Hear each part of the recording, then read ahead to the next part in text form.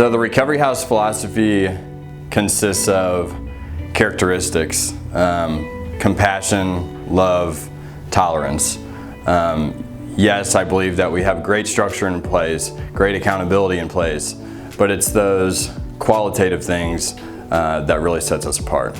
Recovery House brings a new way to live. It's a culture it's a brotherhood. It's filled with camaraderie, it's filled with support, it's filled with strengths matching your weaknesses. And as you face barriers that you've never faced before without the use of substances or alcohol, I think that's where, that's really where the magic happens for Recovery House. You have a group of people that are looking out for your best interest, and as you open yourself up, they're there to provide guidance and support.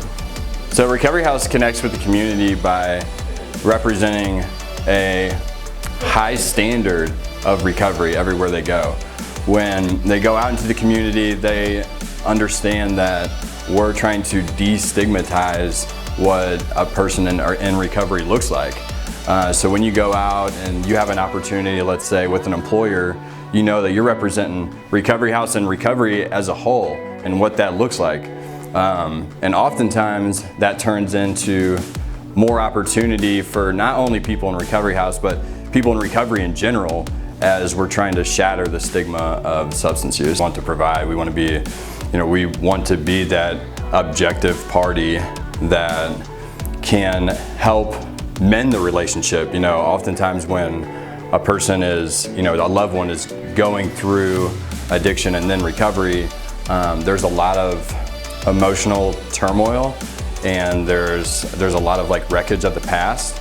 And so I think that, what Recovery House can provide is an objective place to turn, and kind of can, help mediate that, not only for, the child or the loved one's best interest, but also for your relationship's best interest between caregiver and resident.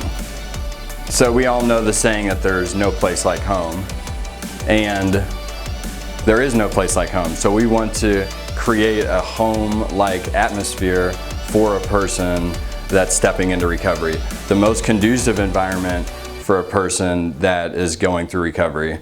We want it to feel, I always look at it like it should feel like grandma's house. That's the most comfortable place that I ever knew. And so that's what we're trying to create there at Recovery House. Early recovery has its challenges. It's not always seamless. Very rarely is it seamless. Those challenges could, just look like emotional distress. It could look like relapse. It could look like reaching to outlets that are not conducive to recovery. At Recovery House, we understand that very much so, and we want to show tolerance towards those times, because it's easier to not, but it's in the person's best interest to show that tolerance and work through these issues, because it's hard, it's challenging. But one thing I can say is that from the caregiver to the resident to staff, that we're in this together, and we're not just saying that. We are going to march through this together and knock through barriers, and we're going to show tolerance, and we want the person truly to achieve long-term recovery, and we're willing to do whatever it takes to get there.